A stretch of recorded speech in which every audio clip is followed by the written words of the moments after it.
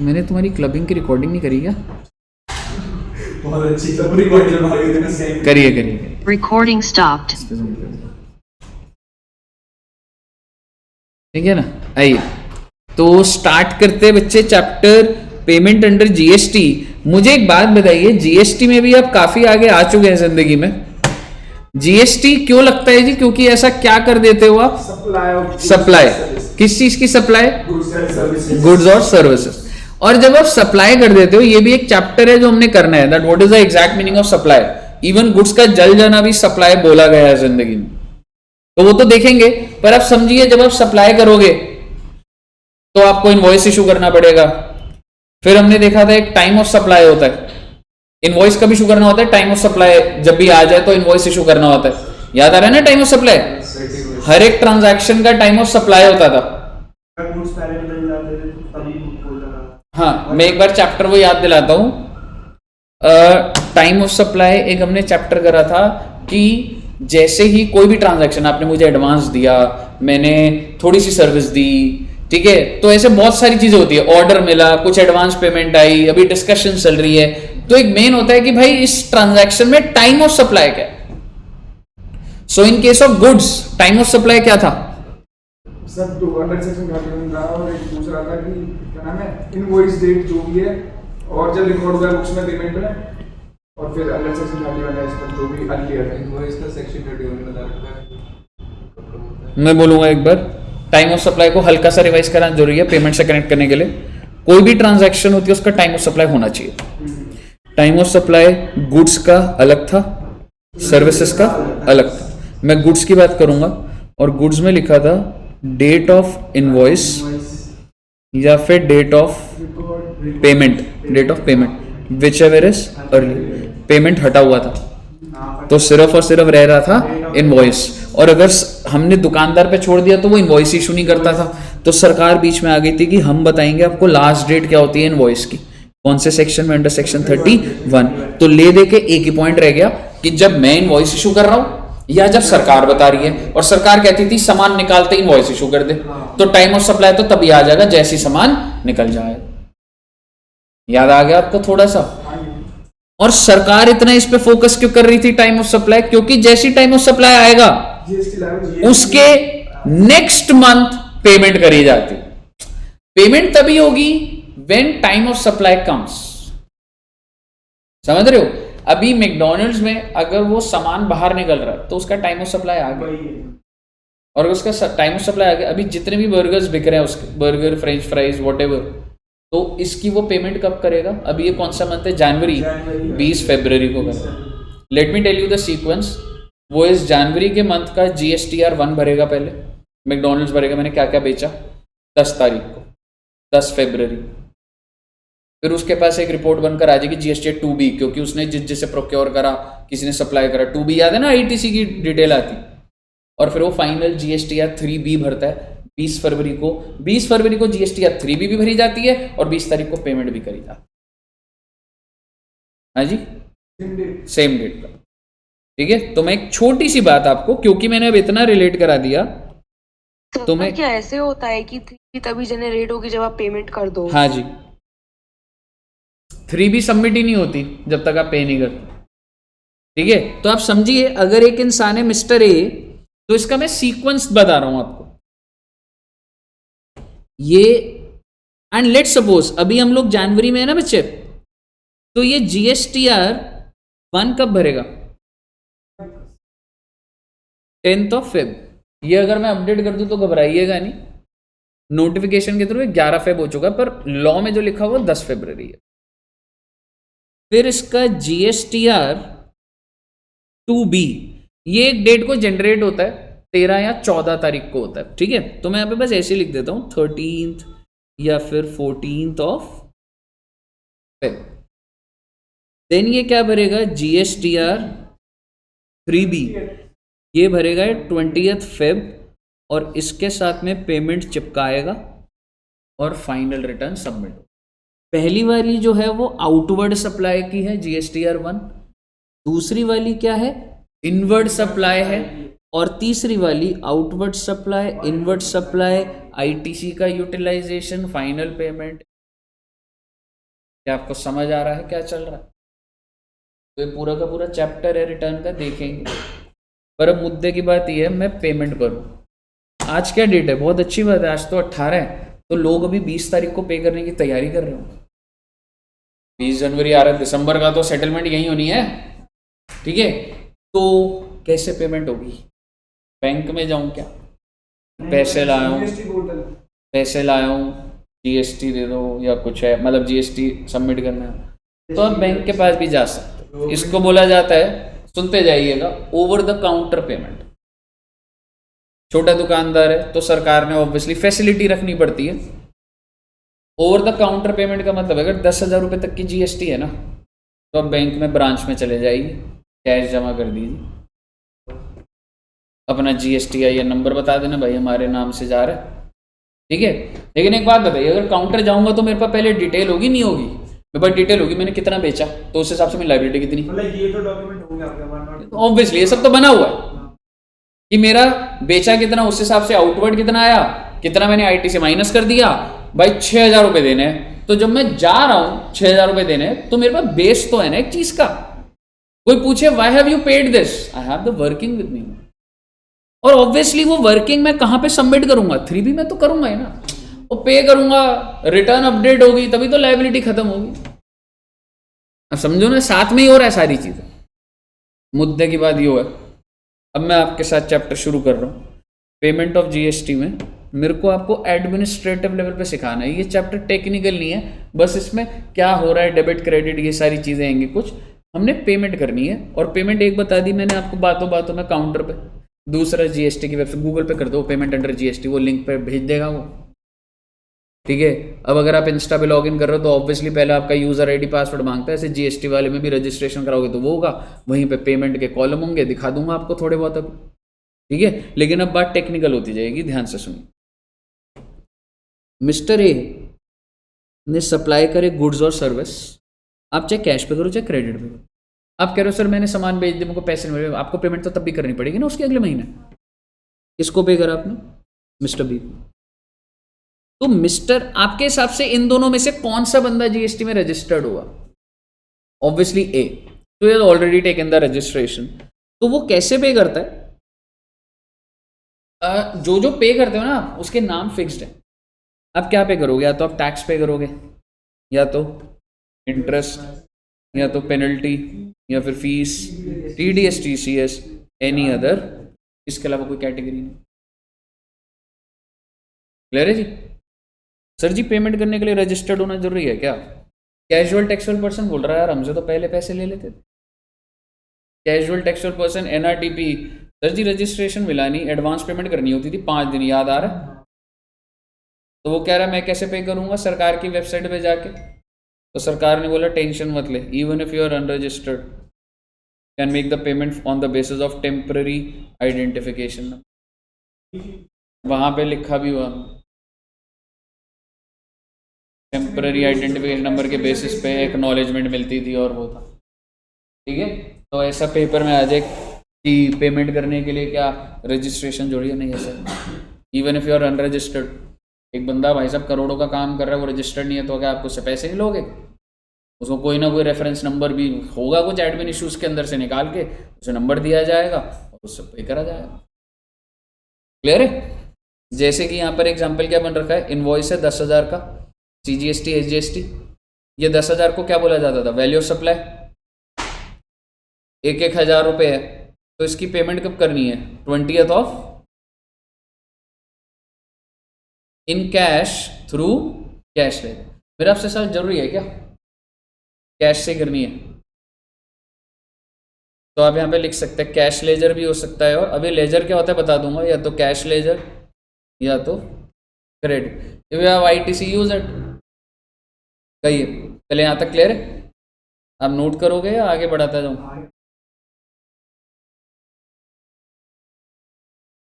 हाँ सर एक बार ये जो लिखा हुआ है A से F, टैक्स, इंटरेस्ट, पेनल्टी, ये वाला आप समझा दो कि क्या था? मैडम, एज अ बिजनेसमैन आप कल को व्हेन यू विल रजिस्टर, तो अल्टीमेटली आपको गवर्नमेंट को क्या ही पे करना होगा? कह सकता हूँ टैक्स, इंटरेस्ट, पेनल्टी, यही सभी पे करोगे ना, ये फिक्स नाम है, ओके सर। इसके अलावा और कुछ बनता ही नहीं।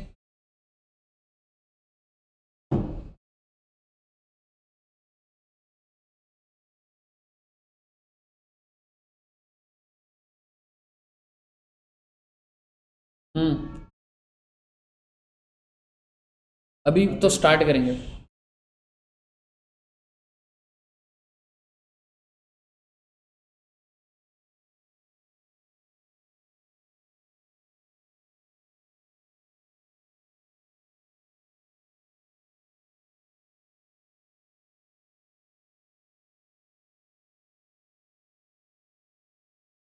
थक गए हो गए बेटे, बस करो, और कितना नोट करो।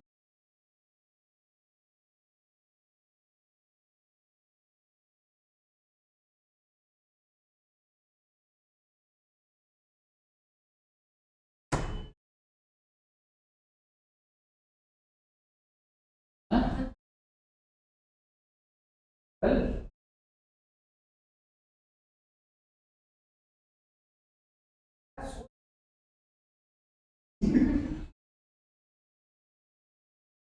हाँ?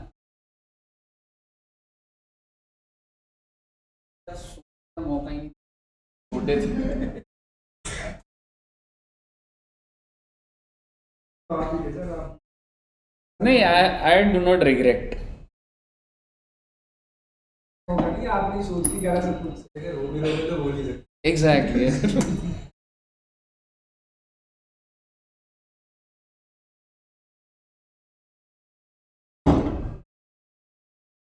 लड़ाई कितनी बार होती है सर? लड़ाई एज कपल बहुत होती है भाई, एंड इट्स नॉर्मल मतलब।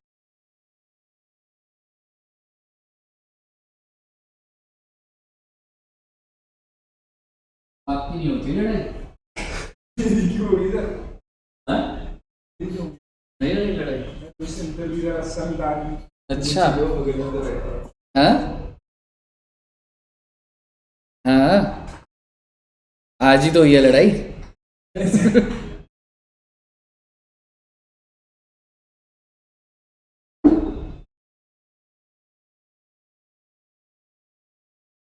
ओ जी, लिख लिया, नोट कर लिया? चलिए, अब आप समझिए। देखो, जब आप सोचो कि फर्स्ट टाइम आप जब रजिस्ट्रेशन लेते हो ना, याद है आपने अपनी बैंक डिटेल्स भी दी थी रजिस्ट्रेशन कराते थे, इसी वगैरह का। तो वो आपको जब रजिस्ट्रेशन मिलती है ना, तो एक लॉगिन आईडी पासवर्ड दिया जाता है। आपने बड़े खुशी खुशी अपना जीएसटी के पोर्टल पे जाके लॉगिन आईडी डाला। लॉगिन आईडी क्या होता है? GSTIN नंबर, वो goods and service tax identification number, याद है 15 डिजिट का? वो डालेंगे, मेडिकल पासवर्ड डालेंगे, और आपका डैशबोर्ड खुल जाएगा एक, जैसे जस्ट लाइक इंस्टा पे ड्रॉप डाउन लिस्ट और वो होती है। तो उसमें आपको 3 लेजर दिखेंगे बेटे, to be very specific 2 ledger दिखेंगे, ठीक है? एक दिखेगा आपको इलेक्ट्रॉनिक कैश लेजर, जो जब फर्स्ट डे आप कर रहे हो उसमें 0 दिख रहा होगा, ठीक है ना? Electronic cash ledger. और दूसरा क्या दिखेगा? Electronic credit ledger. इसमें भी आपको क्या दिख रहा होगा? 0। फर्स्ट टाइम हुआ ना, अभी रजिस्ट्रेशन हुई है आपकी, कुछ पहले से कैसे होगा इसके अंदर, ठीक है? और एक होगा रजिस्टर, इलेक्ट्रॉनिक रजिस्टर। एक तो हो गया लेजर, लेजर हो गए 2, कैश और क्रेडिट। रजिस्टर किस चीज का? लायबिलिटी, यानी कि इलेक्ट्रॉनिक लायबिलिटी रजिस्टर। यहां तक क्लियर है पहले आपको? तो यानी कि टोटल कितनी चीजें दिख रही है? 3। एक दिख रहा है भाई तूने कैश कितना जमा करा, तेरे पास ITC कितना है, क्रेडिट लेजर, और तेरी लायबिलिटी कितनी। और ये तीनों बिगनिंग में कितना दिख रहा होगा? 0 0। अब आपने कहा सर इसमें कैसे पैसा डालें? तो एक तो आप जब रिटर्न भरोगे ना, इसी पोर्टल पे रिटर्न भरोगे।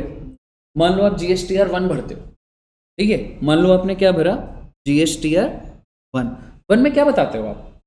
कि हमने कितने मैंने sales इसको करे? बेचा, इसको बेचा, इसको बेचा, इसको बेचा, ये सामान बेचा, HSN कोड भी डला होगा GSTR 1 में, ये रेट ऑफ GST है। तो ये अपने आप अपडेट ले लेगा बेटे। जब आप अपनी रिटर्न भरेंगे, सरकार को कैसे पता लगेगा क्या बेच रहे हो आप? मैकडॉनल्ड्स को कैसे पता ये क्या बेच दिया आज इसने पूरे दिन में, सबमिट करेगा ना वेबसाइट पे जाके ना, वो छोड़, अभी GSTR 1 ले ले। अभी आउटवर्ड सप्लाई में ही जब मैं करूंगा तो क्या मेरी लाइबिलिटी नहीं बैठ जाएगी?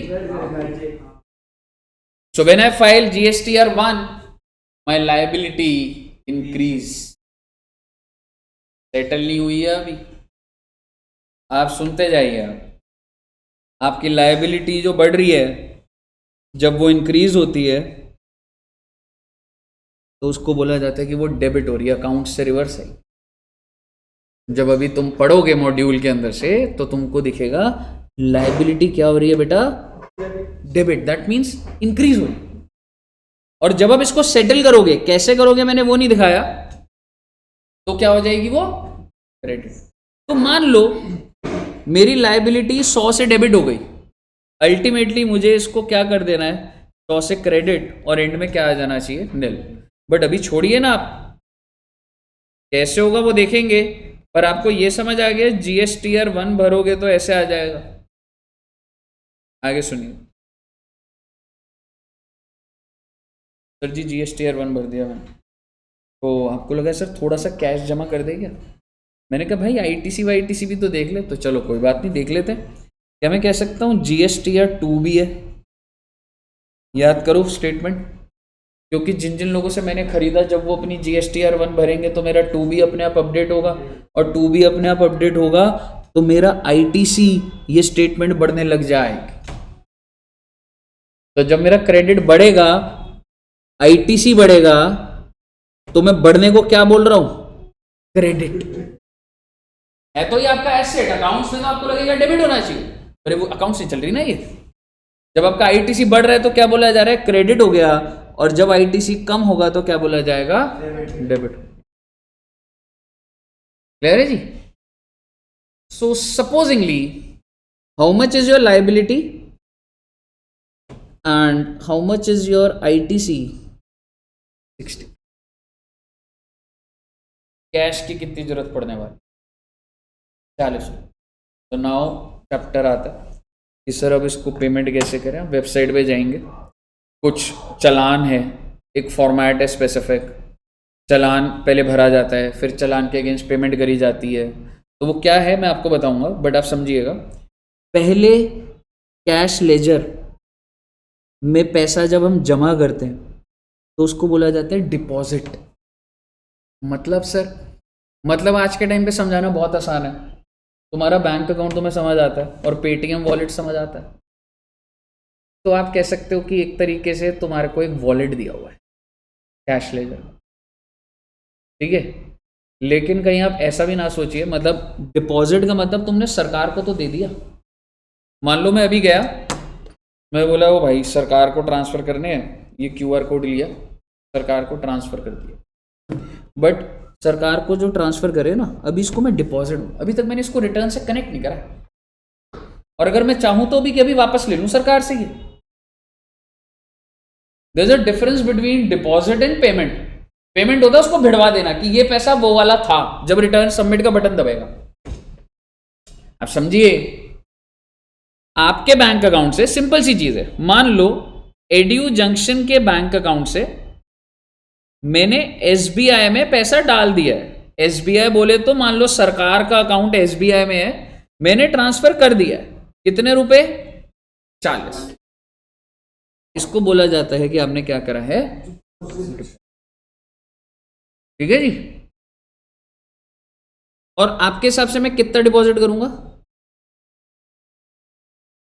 तो अब मेरा ऐसा दिखेगा कि मेरी लाइबिलिटी दिख रही होगी 100 की, ये 60 का दिख रहा होगा, और ये 40 का दिख रहा होगा, क्रेडिट में दिख रहा।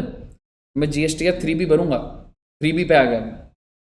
3 में क्या बोलूंगा कि ये जो 100 है, 60 यहां से ले लो, 40 यहां से, एडजस्टमेंट का बटन दबाऊंगा तो वो अपने आप फॉर्मूले में उस लेजर से खींच लेगा, ITC खींच लेगा, 0 कर देगा।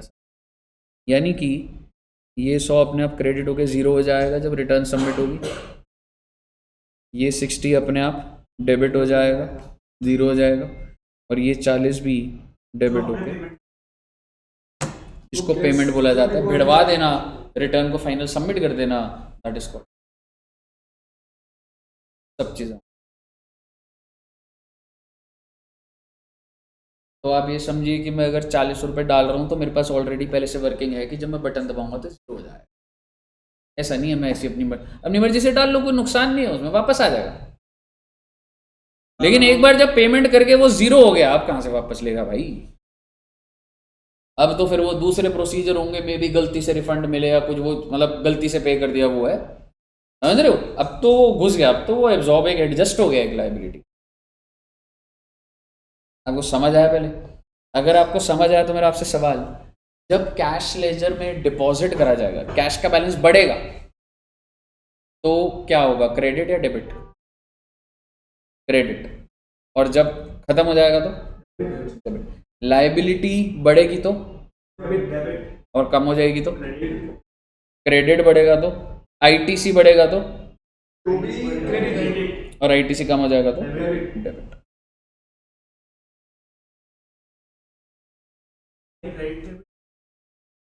आप अभी जब लैंग्वेज पढ़ेंगे, जब पैराग्राफ पढ़ रहा होगा तो देखो, नहीं तो पता ही नहीं लगेगा, समझ रहे? बुक में तो ऐसे थ्योरेटिकली भी और वो भी लिखा होगा ना, तो पता ही नहीं लगेगा। नहीं तो देखो पहले समझ तो आना चाहिए कोई डेबिट का क्या मतलब बोल रहा है, क्या चीज़ बोल सर दिखाया सर ऊपर एक बार। आप थक जाएंगे प्लीज। हुआ सर एक बार बस।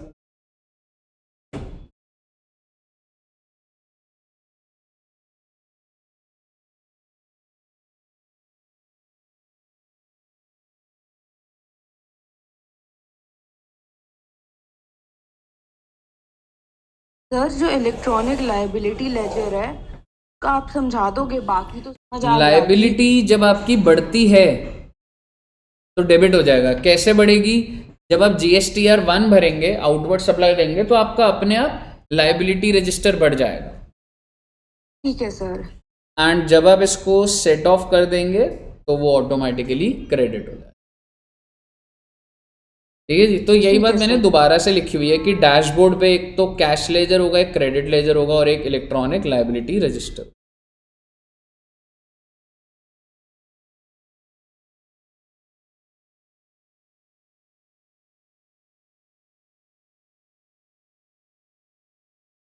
क्लियर है? आगे बढ़े।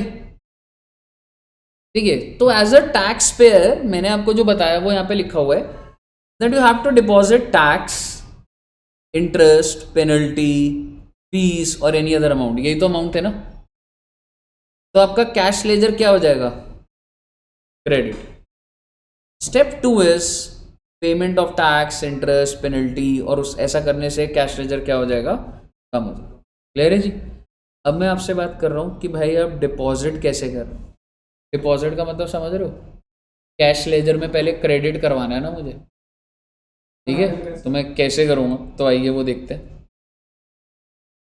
तो देयर आर 2 मोड्स, या तो ऑनलाइन या फिर ऑफलाइन। ऑनलाइन के अंदर क्या क्या आ रहा है? Internet banking through authorise bank. Authorise bank क्या होता है मैं आपको बताऊंगा। ऑनलाइन में क्या लग रहा है आपको, कैसे पे कर सकते हो आप? इंटरनेट बैंकिंग समझते हो? नेट बैंकिंग हो गया जैसे, ठीक है। और कैसे? क्रेडिट कार्ड से भी आज के टाइम पे पेमेंट हो जाती है, debit card through authorised bank. और इसमें अभी एक अमेंडमेंट इसकी है, मे बी इसके अंदर एक दो चीज़ें पहले की आ गई हैं, जैसे भीम UPI, वो नाम और आ गया। एग्जैक्टली, ठीक है। वो नाम एक दो और बस जुड़ जाएंगे इसमें, ठीक है। तो ऑनलाइन के अंदर क्या कोई लिमिट है क्या? कोई लिमिट नहीं। ऑफलाइन पे आ रहा हूँ। 5-5 करोड़ 100-100 करोड़ लोग पेमेंट करते हैं मेरे बैंक के अंदर। देखो क्या लग रहा है, रिलायंस कंपनी है जैसे, तो रिलायंस जो पेमेंट करती होगी तो उनके कार्ड्स की, उनका कार्ड या उनका नेट बैंकिंग में लिमिट ही इतनी ज़्यादा ही होती होगी। बैंक को उनको भी तो इंफ्रा देना ही है ना भाई। मैं धंधा कर रहा हूँ, मेरे को 100 करोड़ देना है, मेरे को कार्ड ऐसा दो ना जो 100 करोड़ पे करे। तुम कस्टमर हो, तुम लाख रुपए निकालते हो, तुम्हारा कार्ड लाख का बेनिफिट देता है, मेरे को 25 लाख निकालना है, तो क्या बैंक के पास कार्ड नहीं होगा क्या? बिल्कुल होगा। Any amount you can pay, limit ये चीज़ है। 100 करोड़, 20 करोड़, 5,000 करोड़, कोई लिमिट नहीं है, आप ऑनलाइन पे कर सकते हैं। बैंक अलाउ कर देगा मैं। हाँ, बैंक नहीं तो इशू करे। ये जो कार्ड्स हैं, जो नेट बैंकिंग की फैसिलिटी होती है, आपको क्या लगता है बस आपने डाल दिया और हो गया? बैंक ने परमिशन ही तो दे रखी है आपको। मतलब उस केस में जो ये है, तो जो इनका पेमेंट का केस जो है, इसमें जो कंपनी नहीं पैसा जो है हम भाई तू ऑनलाइन कितना भी अमाउंट पे कर सकता है।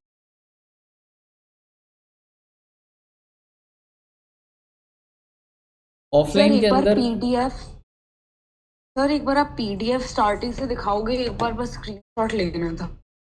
और मैडम एक बार अभी दिखाऊंगा ना, अभी फ्लो डिस्टर्ब हो जाएगा अभी। ठीक है सर। ठीक है, वो एक बार भेज दूंगा मैं, आप अभी नोट्स का कोई नहीं, एक बार अभी ओ ठीक है। अब आप समझिएगा,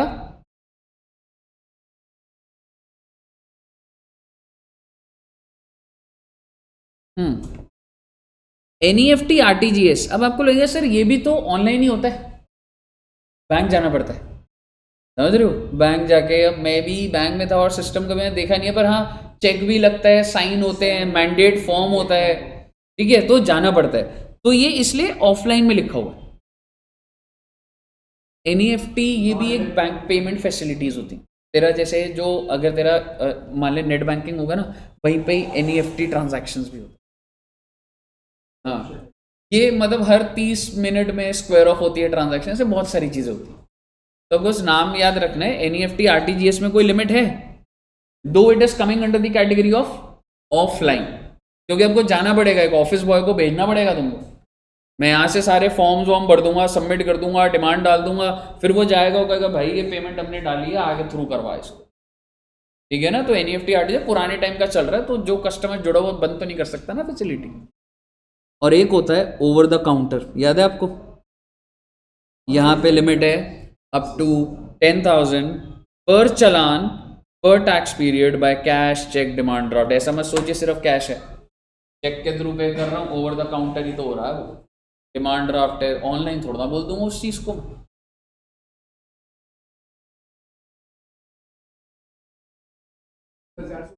एग्जैक्ट, बिल्कुल। मान ले तूने 25,000 पे करने हैं, तू बोले मैं 3 चालान बना देता हूँ।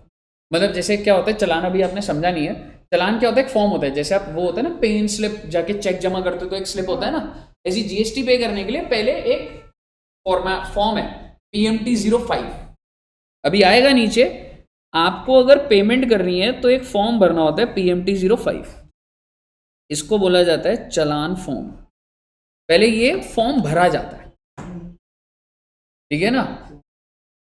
10,000 से ऊपर नहीं कर सकते। मान ले तूने महीने का जीएसटी 25,000 जमा करना है, ठीक है, और तू बोले सर 25,000 कैश में कर दूं, कर ही नहीं सकता भाई आज के टाइम। एग्जैक्टली, तो ये क्या बोल रहे हैं देख, 10,000 पर चालान, एक तो एक चालान 10,000 से ऊपर का नहीं बनेगा, पर टैक्स पीरियड एक महीने का एक ही चालान दूंगा तेरे को। तो गवर्नमेंट वो कह रही है नहीं भाई ऑनलाइन मोड से ही करो हमारे पास। एनईएफटी से कर सकता है, पर चेक वे कैश जो है 10,000 से ऊपर एक महीने का लूंगा ही नहीं।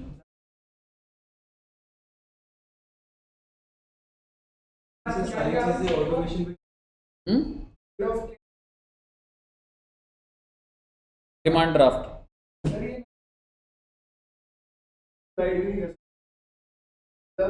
मेरी महीने की रिटर्न 25,000 बैठी और मैं उसे डिवाइड नहीं करा, तो मैं नेक्स्ट साल में जो भी डिवाइड उसको नहीं कर सकता।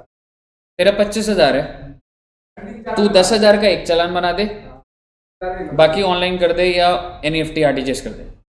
चालान एक और तू काउंटर पे जमा नहीं कर पाएगा, तू चेक वेक जमा नहीं कर पाएगा। तो 10,000 मैक्सिमम। दो चालान हुए 10,000 ईच, फिर नहीं होगा वो। आप वो आपके लिए ओवर द काउंटर एक ही चालान है, एक टैक्स पीरियड। ठीक है सर। क्योंकि वो जो पर टैक्स पीरियड लिखा है उससे चीज पता लगेगा। क्लियर है? ओके। लेकिन कुछ कुछ केसेस में कोई लिमिट नहीं है इन द फॉलोइंग केसेस, यानी कि ये ओवर द काउंटर के एंगल से ही आ रहा है जी। ये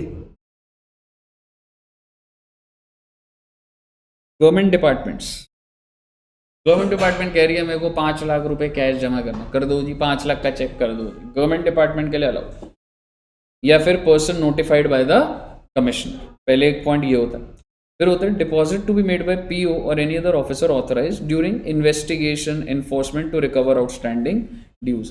भाई साहब एक बंदे के यहाँ पे कालका जी में शॉप पे मिले 5 करोड़ रुपए, सरकार का ड्यूज है 2 करोड़ के उसके ऊपर, तो सरकार क्या बोलेगी, हम 10,000 ही लेंगे, ऑनलाइन कर। सरकार बोले फटाफट पैसा ले, इससे जमा करा। इन केस ऑफ इन्फोर्समेंट इन्वेस्टिगेशन, ठीक है, अगर ऐसा है तो सरकार पैसा ले लेगी, रेट पड़ गई, ठीक है। और अगर मेरे को जब्त करना है, क्या मैं बोलूँगा ये जीएसटी का हो गया ये।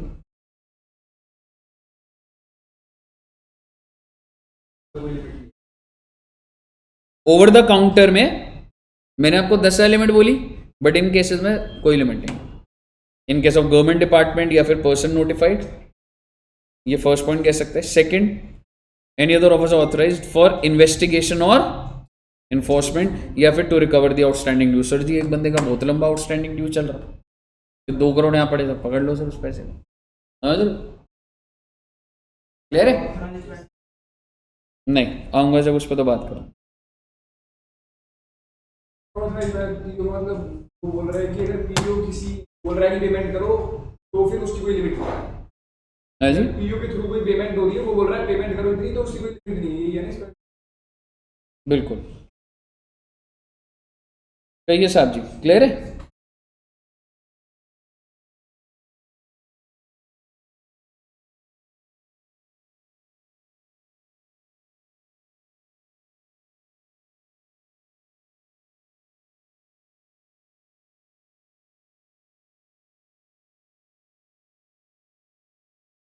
हाँ जी,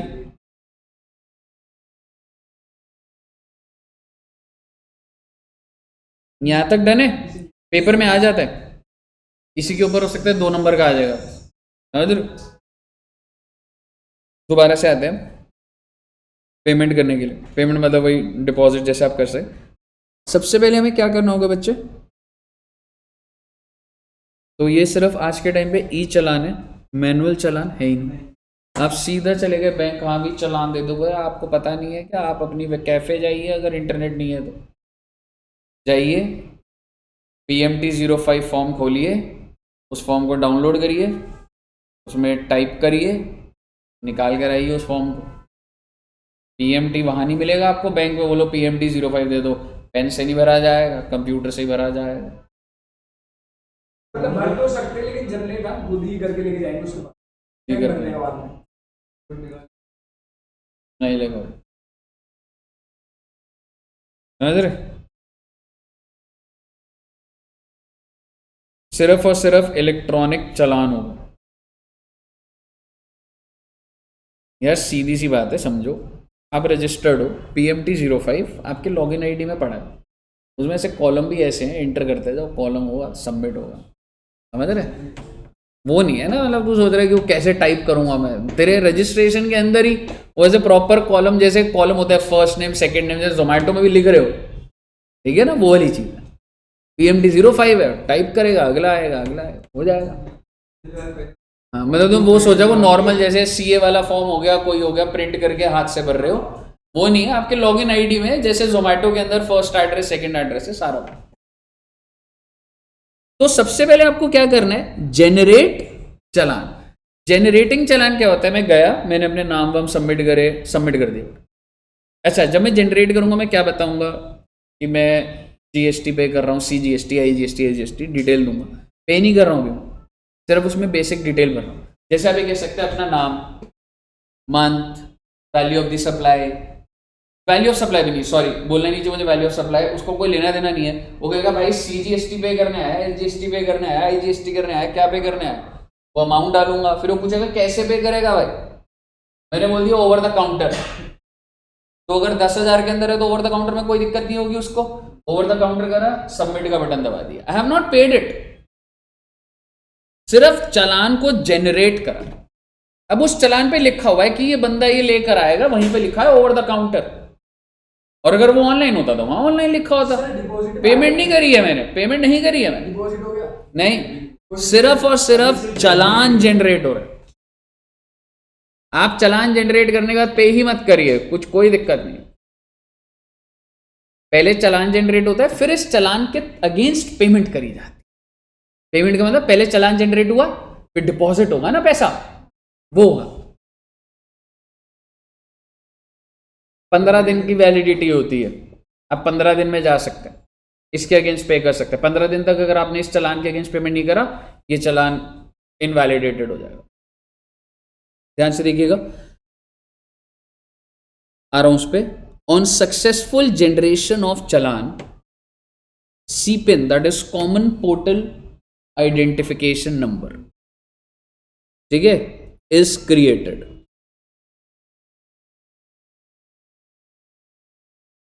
this is common portal identification number. और ये कितने दिन के लिए वैलिड है चालान? 15 दिन। और ये कितने डिजिट का निकलेगा? 14 digit to identify a challan.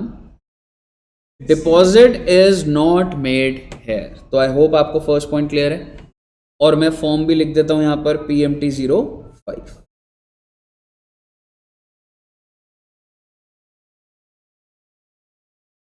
Clear है?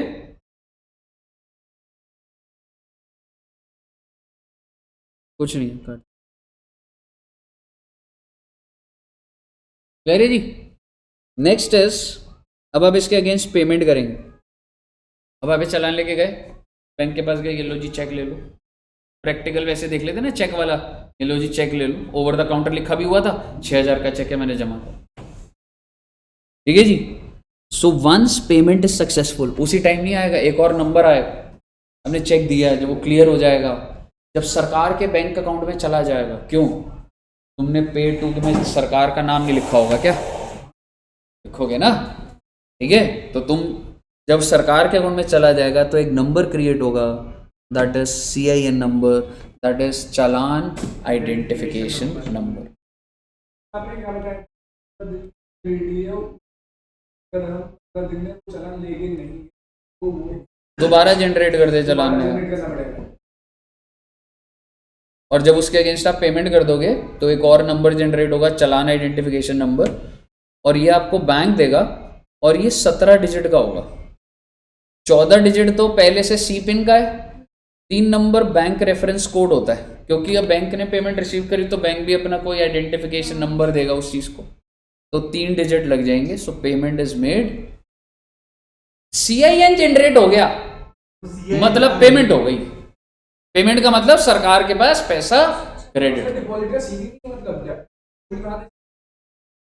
डिपॉजिट हो गया। डिपॉजिट हुआ, पेमेंट तो वो रिटर्न के थ्रू होगी, पेमेंट डिपॉजिट को मिक्स, बस अब जनरल बात कर लेता हूँ। पेमेंट हो गया, बैंक के पास चला गया पैसा भाई, अब तेरे अकाउंट से कट गया है, मैसेज आ गया है, बैंक के अकाउंट में चला गया है, तभी तो CIN नंबर आया है। CIN नंबर आएगा ही तभी जब बैंक के अकाउंट में, खाते में क्रेडिट हो जाएगा, बैंक तेरे को CIN नंबर देगा। क्लियर है जी? नंबर जनरेट का मतलब भाई अब डिपॉजिट में पड़ा है, और जिस दिन भरोगे उस दिन पेमेंट हो जाएगी। बिल्कुल। CIN number is communicated on GST portal also. ये बैंक निकाल रहा है ये नंबर, और बैंक क्या करेगा, मुझे भी भेज देगा, GST सरकार को ही बता देगा ये CIN नंबर है, मैं पेमेंट आ रखी। ये UPI ID UPI नंबर होते हैं, एक रेफरेंसिंग नंबर होता है भाई, समझ रहे हो? CIN इज जनरेटेड बाय, भाई क्या होता है देखते हैं, बस अभी आप समझिए जनरेटेड कौन कर रहा है, बैंक ही कर रहा है। और NEFT और RTGS के केस में कौन कर रहा है? RBI।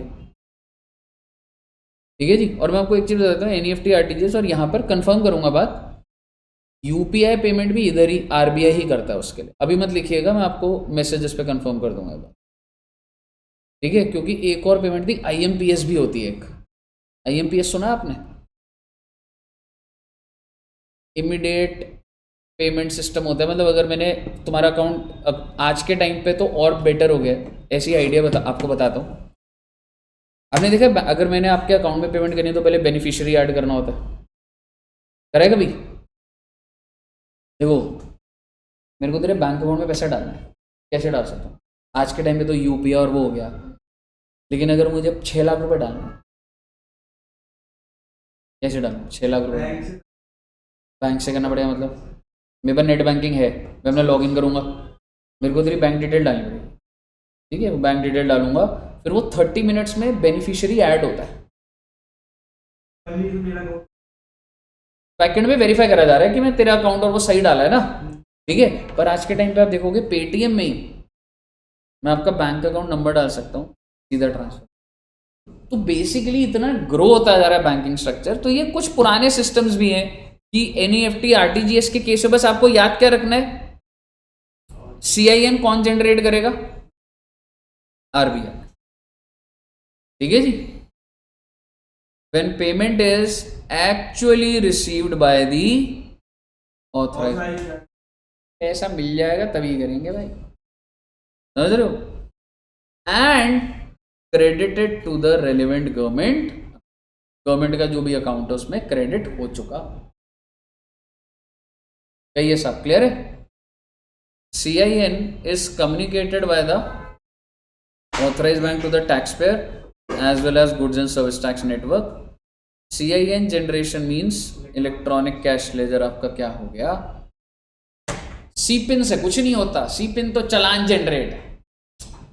ऊपर वाला क्या था? CPIN था ना, तो कोई पेमेंट थोड़ा करी थी आपने, पेमेंट तो किससे करी है? CIN नंबर, और CIN से करोगे तो आपका कैश लेजर बढ़ जाए।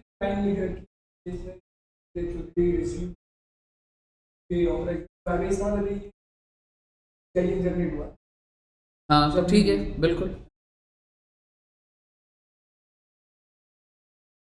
तो ये सब क्लियर है? अब आप समझिए, आप सभी बच्चों का बैंक अकाउंट है, कौन से बैंक में? गोपाल जी, कोटक में। कोटक की सारी ब्रांचेस में है क्या? Obviously.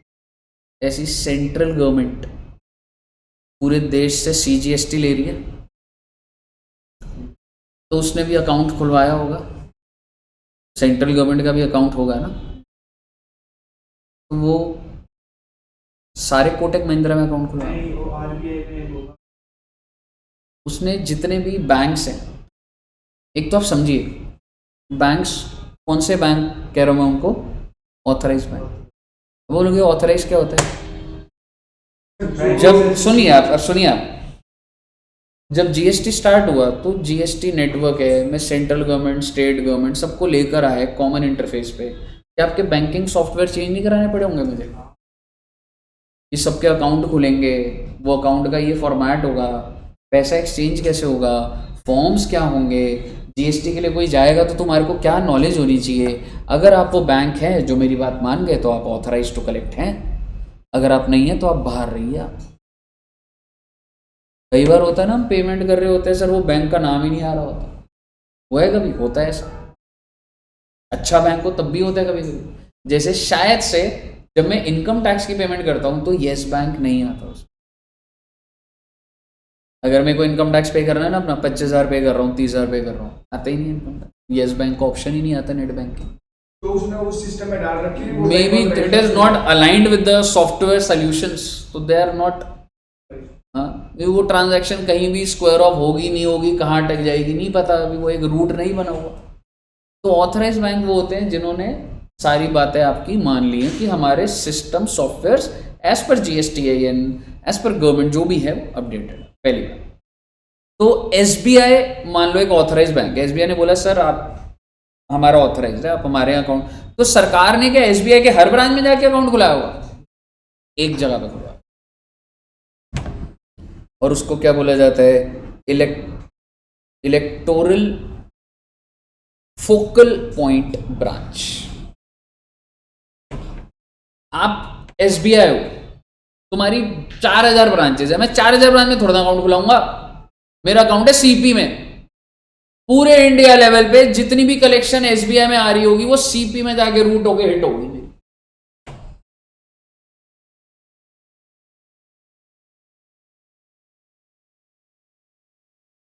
You are state government, ठीक है। मान लो आप वेस्ट बंगाल के चीफ मिनिस्टर हो, आपको जीएसटी चाहिए ना, तो आप क्या पेमेंट मैकेनिज्म नहीं समझोगे क्या? मान लिया अगर मैं आज एसबीआई में यहाँ पे कालका जी के एसबीआई में जाके 6,000 जमा करूँ तेरे नाम पे, तो वो तेरे तक कैसे पहुंचेगा? वो तेरा हर जगह अकाउंट है क्या? नहीं है। तो वो बेसिकली तेरा जिस जगह पे अकाउंट है, एक ही जगह होगा तेरा, हाँ, उसको इलेक्टोरल फोकल पॉइंट ब्रांच बोला। और एसबीआई का एक ही ब्रांच होगी जहां पे सेंट्रल गवर्नमेंट का भी अकाउंट है और 28 की 28 29 की स्टेटों का भी अकाउंट वही होगा। हाँ, अब आप पूरे इंडिया में किसी भी एसबीआई में दो, वो रूट होके उसी ब्रांच के पास पैसा पहुंचेगा। एसबीआई जो है इसको देगी। एक मिनट, नहीं, आप क्या समझ रहे हो? एक बार मैं ये बताता हूँ। यस बैंक की कह सकता हूँ बहुत सारी ब्रांचेस हैं, इसका एक ब्रांच, कोई एक branch electronic focal point branch बोला जाएगा, ठीक है, where government account is opened. एक ही जगह अकाउंट करेगी, ओपन करेगी account. Only one branch will be selected at electric focal point branch. Money can be deposited in any branch. भाई जमा तुमको जहां करना है कर लो, लेकिन अगर ये ब्रांच है, ये सारी ब्रांचेस उस पैसे को यहां ट्रांसफर कर देंगी, इसको इलेक्ट्रिक फोकल पॉइंट। वो बैंक का काम है, लेकिन ट्रांसफर वो बैंक का काम है भाई, अपने को कुछ लेना देना नहीं। अपने को नाम समझ आना चाहिए कि हर एक ऑथराइज बैंक, इसी तरीके से जैसे येस बैंक ऑथराइज है तो उसकी एक ब्रांच को ई फोकल पॉइंट ब्रांच बोल रहा हूं, ऐसे ही आईसीआईसीआई बैंक होगा तो उसका भी कोई एक ही ब्रांच होगी जिसको क्या बोला जाएगा, इलेक्ट्रिक फोकल पॉइंट। क्लियर है? एंड एनईएफटी आरटीजीएस के लिए इलेक्ट्रिक फोकल पॉइंट ब्रांच कौन है? आरबीआई। मुझे बताइए, कोई दिक्कत? आरबीआई में क्या होता है, मतलब जैसे बेसिकली तुम एनईएफटी की पेमेंट करते हो, फिर क्या जनरेट होता है? Mandate form. Submit the mandate form in the bank, CIN is generated, और वैलिडिटी ऑफ मैंडेट फॉर्म कितनी है? 15 दिन। थ्योरेटिकल बात है, आपको वैसे पता होनी चाहिए। क्लियर है जी? तुमने पेमेंट कर दी पर सिन जनरेट नहीं हो रहा, कुछ दिक्कत आ रही है भाई सॉफ्टवेयर में, तो आप एक फॉर्म है जो भर सकते हैं और अपनी ग्रीवियंसेस बता सकते हैं। कौन से फॉर्म में? GST PMT 07। और आज के टाइम पे ना एक और चीज़ आ गया, ई स्क्रॉल सिस्टम। ये अमेंडमेंट है, इसमें पता नहीं क्यों नहीं है, क्योंकि ये 1 साल पहले की है, तो मैं आपको ये ऑब्वियसली अपडेट करूँगा। बट अगर आप या तो PMT 07 भर दीजिए या फिर आप ई स्क्रॉल सिस्टम के थ्रू आप अप्लाई कर दीजिए। ये क्या होता है हमारे लिए मुद्दे की बात नहीं है, आपको पेपर में, आपको मॉड्यूल में दिखेगा ई स्क्रॉल सिस्टम, तो आपको रीड कर लेना। मुझे बताइए, कोई दिक्कत? चलिए, गुड। अब मैं आपसे कुछ बात करूंगा।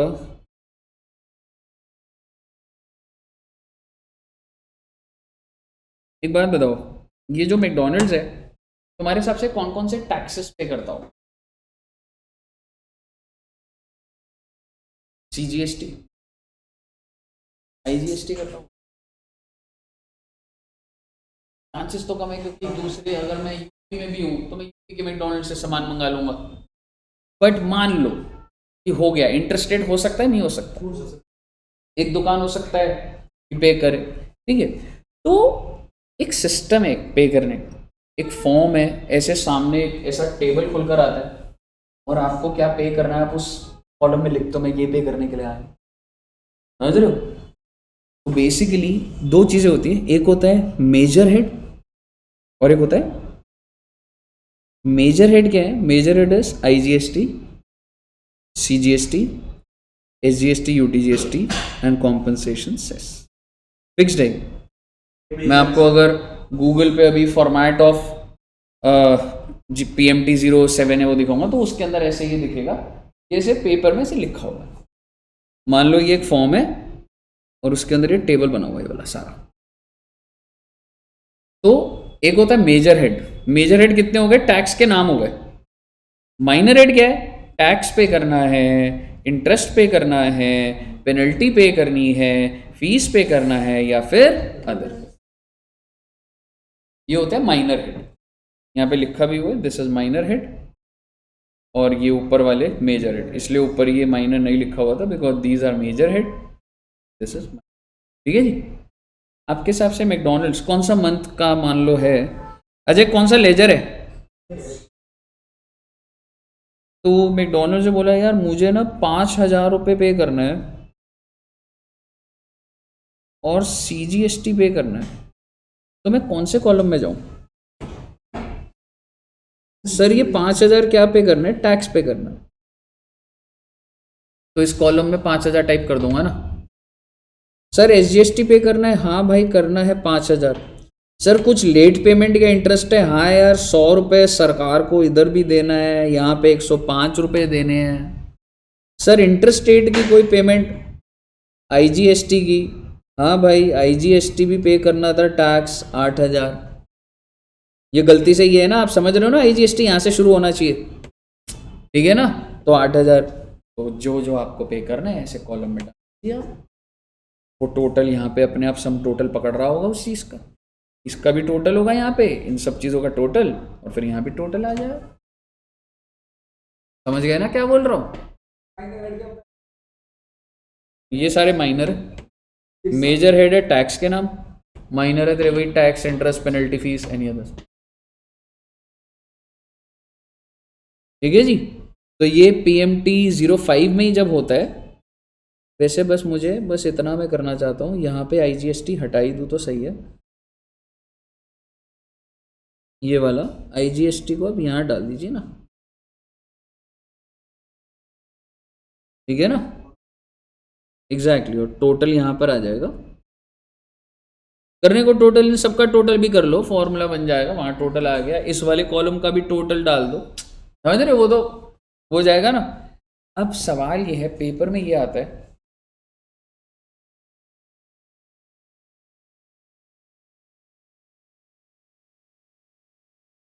कि सर मैंने ना CGST 1,000 डाला था, ठीक है, और मैंने पे भी कर दिया, तो मैंने कितना रुपया सेंट्रल गवर्नमेंट को दिया? 1,000। मेरे से गलती हो गई सर, मेरे को वो यहाँ ना डाल के वो यहाँ डालना था सर, और अब तो मैंने कर दिया सर। कहने का मतलब है अगर आपसे गलती हो जाए तो क्या अब वो उसी में रहेगा, या कोई फॉर्म है जिससे वो मैं बोल दूं कि मेरे से गलती हो गई, ये कैश यहाँ की जगह यहाँ ट्रांसफ़र कर दीजिए, PMT 09। If you made a mistake like had to pay tax of CGST but paid for fees interest penalty, वो कह रहे हैं 1,000 रुपये यहाँ डालने के बजाय तुमने यहाँ डाल दिए कहीं, PMT 09 भरूंगा। ग्रीवेंस की अगर वो CIN नंबर जनरेट नहीं हो रहा, या जनरेट हो गया पेमेंट रिफ्लेक्ट नहीं हो रही, ये भी होता है। SIN नंबर जनरेट हो गया, कैश लेजर अपडेट ही नहीं हुआ अभी तक। PMT पेमेंट के है ना, PMT 09, you can transfer this form. पहले ऐसा नहीं होता था, अब होता है। हो गए इस बात को 2 साल, पर ये काफी पेट क्वेश्चन है इंस्टीट्यूट का, पूछता रहता कि क्या पहले होता था भाई इसको रिफंड मंगाना पड़ेगा दोबारा से SGST में ही डाल, तो एक लंबा प्रोसीजर होता था, या पड़ा रहे तो पड़ा रहे, कल को जब लायबिलिटी आएगी तब हो जाएगा, कैशियर तो बड़ा ही हुआ ना तेरा। और एक बात ध्यान रखना, ये मैं कैश लेजर की बात कर रहा हूँ, अगर ये ITC लेजर होता तो क्या तुम्हारी मर्जी से यहाँ से यहाँ शिफ्ट हो जाता है कि मेरे पास CGST है उसको SGST में भेज दो, ऐसे थोड़ा ना होता भाई। तो ये सिर्फ और सिर्फ बात किस पर हो रही है, तेरे पास ITC CGST का है, उसका भी ऐसे बना होता है। मान लो ये ITC स्टेटमेंट होती और तेरे पास टैक्स यहाँ 500 होता, तू कहता अरे नहीं नहीं इधर कर दो इसको, क्या बात कर रहा भाई, जो चीज CGST का आइडिया होता है CGST का है ना। और आगे सुन ले, तू बोले अरे इसको अदर में डाल दो, कैसी बातें कर रहा है, ITC में तो सिर्फ ये टैक्स वाला कॉलम ही भरेगा। ITC के अंदर कब से ये दिखेगा कि तुम्हारे पास पेनल्टी का ITC, ये क्या मतलब ही नहीं निकल रहा कुछ, बताइए, क्लियर है ना। टैक्स हो गई तो उसको रेक्टिफाई करने के लिए कहने का मतलब ये हुआ है, cash ledger can be use to pay tax, interest, penalty, fees, cash ही तो यूज करोगे, but ITC can be used only to pay tax. तुम्हारे ऊपर 5 करोड़ की पेनल्टी, तुम घर में ITC पड़ा, क्या बात कर रहा भाई। ITC can be used only to pay tax, ITC can not be used to pay interest, to pay penalty, to pay fees और एनी अदर अमाउंट। ये लिखी हुई है बात, पर ये पॉइंट देखने वाली चीज है। बताइए। आपने क्या बोला है कहता है क्या बताया, क्या पूछता कहता है बोले थे ना क्रॉस यूटिलाइजेशन की, मतलब ये वाली चीज यहाँ ट्रांसफर हो जाएगी, आज के टाइम पे हो जाएगी, कैश लेजर के अंदर हो जाती है, ठीक है ना। ये दोबारा वही लाइन लिखी हुई है, पढ़ लीजिए एक बार इसको।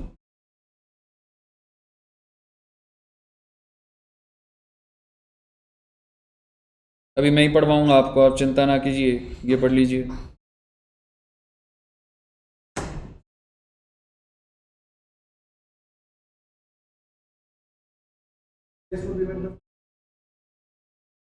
आरसीएम की पेमेंट कैश में होती थी, जब तू पेमेंट कर देगा तब आईटीसी मिलता था उसका।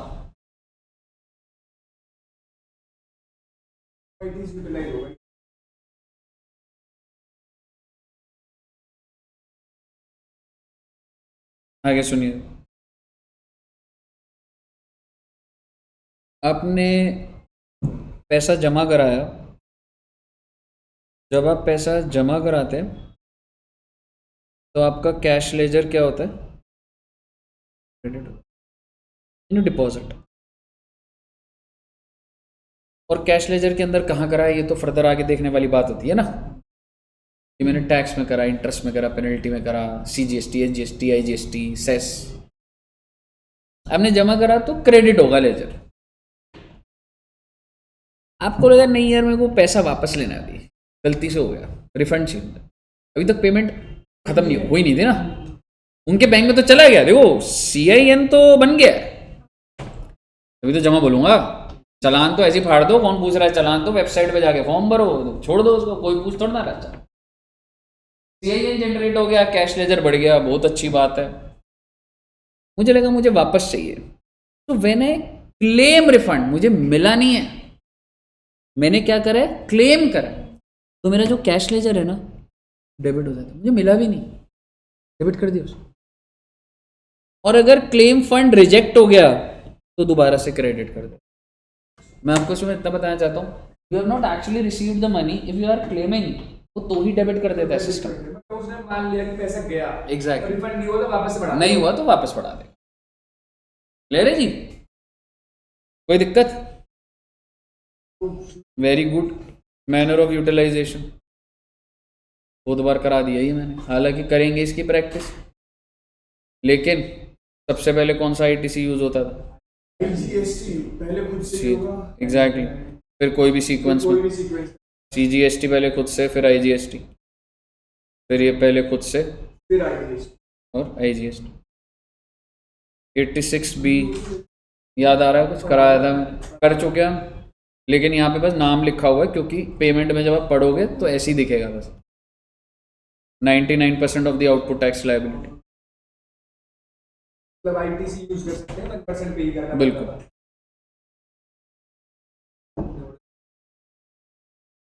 खत्म होने वाला 5 मिनट, जरूरी नहीं है, जरूरी नहीं है।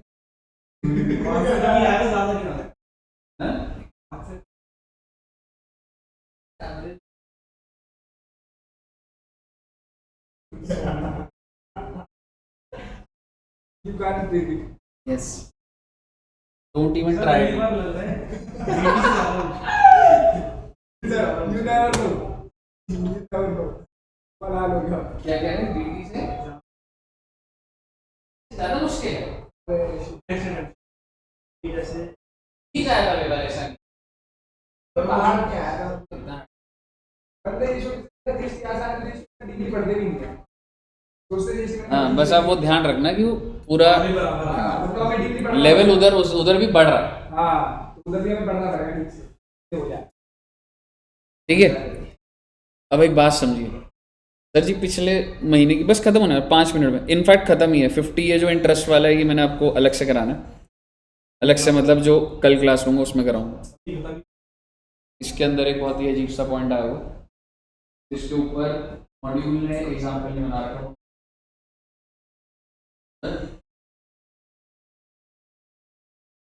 आइए, क्या टाइम हो गया वैसे? 4 बजे, ठीक है। हमने कवर कर लिया। पेमेंट 2 क्लास का चैप्टर है, वैसे कर लिया हमने। रीड करवा दूंगा अगर रीड करना होगा तो। क्या कितना रह गया है? 50 रह गया ब्रो, बस खत्म। क्लास में बस एक आखिरी चीज सुन लो, ताकि बस ये हो कि बस मैंने इंटरेस्ट की बात करनी है, बाकी सब कर ली। सर जी मैं पिछले 6 महीने से जीएसटी की पेमेंट नहीं कर रहा, यानी कि 6 महीना हो गया, अगस्त सितंबर अक्टूबर नवंबर दिसंबर जनवरी, ठीक है। और अब मैं सोच रहा हूँ जनवरी की पेमेंट कर देता हूँ पहले, क्योंकि पेमेंट नहीं करूँ तो रिटर्न तो भर नहीं रहा, ठीक है। पर मैं सोचा भाई क्यों ना मैं जनवरी की रिटर्न भर दूँ और जनवरी की पेमेंट कर दूँ। सरकार अलाउ ही नहीं करेगी बेटे। सरकार कह रही है order of discharge of tax and other dues. सबसे पहले आप अपना सेल्फ असेस टैक्स, मतलब वो जो रिटर्न बेसिस पे होता है, और other tax for previous tax period, पुराने कंप्लीट कर अपने पहले। ऐसे थोड़ा ना 4 महीने का दिया नहीं करंट का देने आ गए हूं पैसे। तो पहले प्रीवियस टैक्स पीरियड की सारी खत्म होंगी, टैक्स इंटरेस्ट पेनल्टी जो भी चल रही है तुम लेट की वजह से, जो भी चल रहा। बिल्कुल नहीं, कैश लेजर में शो कैसे करेगा? मतलब कैश में तो तू जमा करेगा, तू बताएगा ये इस महीने की पेमेंट और वो है। ये लाइबिलिटी, मान ले तू रिटर्न नहीं भर रहा तो सरकार तेरा लाइबिलिटी रजिस्टर अपडेट कर देगी, समझ रहे? उसके बाद किसका भरेगा? Current period. पहले पुराना क्लियर करो फिर करंट पे आओ, ठीक है। और तीसरा पॉइंट, अगर आपके ऊपर कोई केस चल रहा है, स्क्रूटनी का केस चल रहा है, देखो ऐसा नहीं होना चाहिए सर मेरे ऊपर ना स्क्रूटनी की डिमांड आ रखी है 5 करोड़ की, तो वो सरकार बोले नहीं पहले तू वो 5 कर फिर करंट का करनी।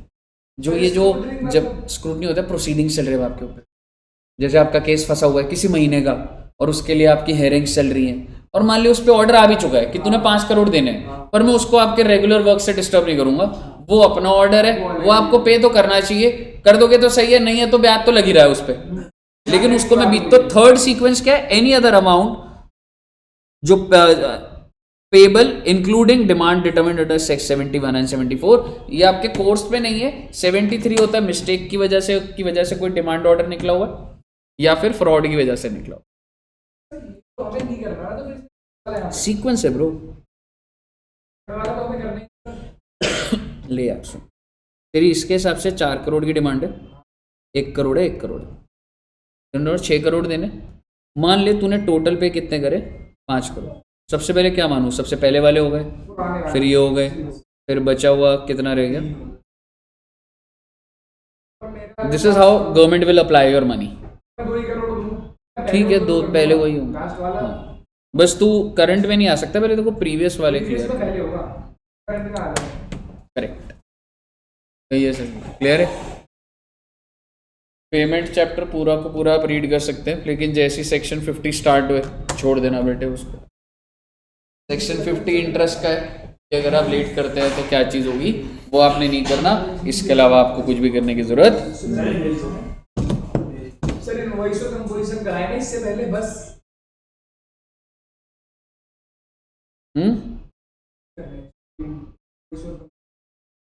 सर कंपोजिशन पढ़ा था हमारे किसी चैप्टर में मिक्स है, बोला था अलग से चैप्टर।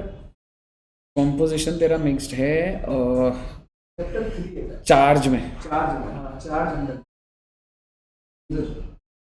खत्म है जी। ठीक है, तो यहां तक रखेंगे बच्चे, और नेक्स्ट क्लास में कोशिश है मेरी कल 1 घंटा अगर बुलाऊंगा आपको तो 8 बजे ही बुलाऊंगा, ठीक है। 8 to 9 कुछ एक चीज मे बी ये वाला इंटरेस्ट करा दूं या मे बी इनवॉइस खत्म करा दूं, कुछ इन दोनों में से कोई चीज करा दूं, ठीक है। तो पीडीएफ ये वाला और एक इनवॉइस वाला दोनों भेजना एडिटेड, ये वाला भी भेज, हाँ, और क्लबिंग वाला भी। दिन जनरेट होना मीन्स पेमेंट हो गई, डिक्रीज नहीं, डिक्रीज नहीं होना चाहिए। जब पेमेंट होती है तो गवर्नमेंट भी आपको बताती है कि आपने इतना कैश दिया, तो कैश हमारा लेजर बढ़ा हुआ दिखता है। जब हम उसकी रिटर्न सबमिट कर देते हैं तब वो दिखाते हैं कि वो माइनस हो गया, है ना बच्चे। वाली चीज़ है, मैं भेज रहा हूँ, एक बार रुक जाओ 1 मिनट। ये भी और क्लबिंग तो मैंने भेज दिया।